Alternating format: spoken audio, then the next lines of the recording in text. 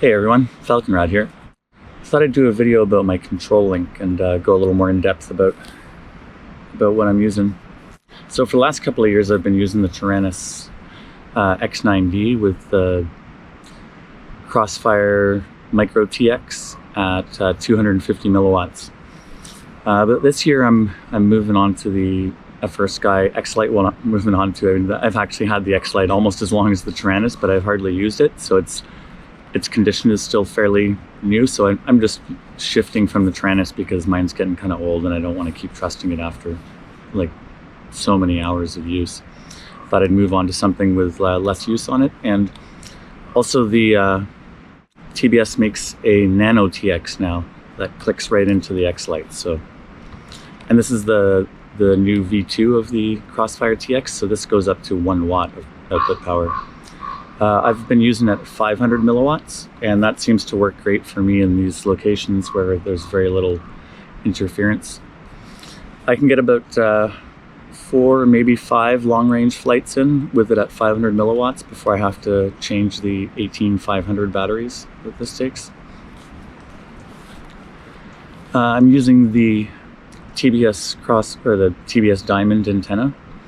I've gone back and forth a couple times between the TBS Diamond and the TrueRC TrueMox, and I've found I'm getting slightly better RSSI readings, only like 3 or 4 points higher with the TBS Diamond.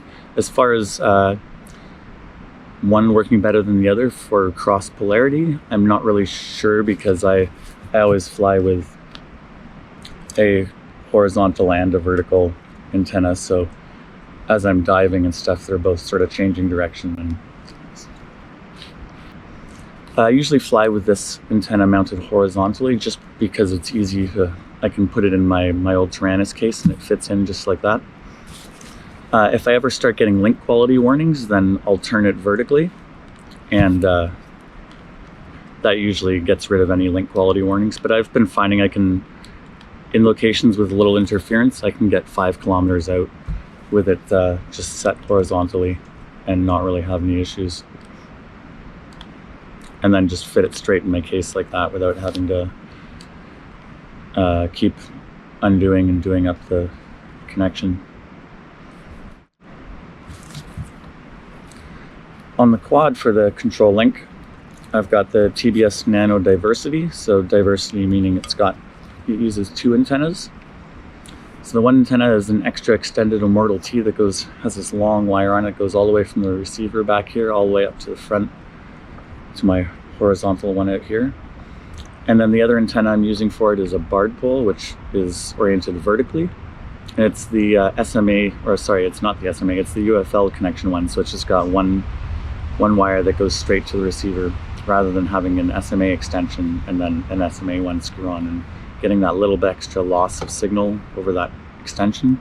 So I've skipped that and just gone straight with the direct one, and I think it gives you just a slightly stronger signal. I've got that mounted with the blade of it facing forward and backwards, so it sort of cuts through the air better.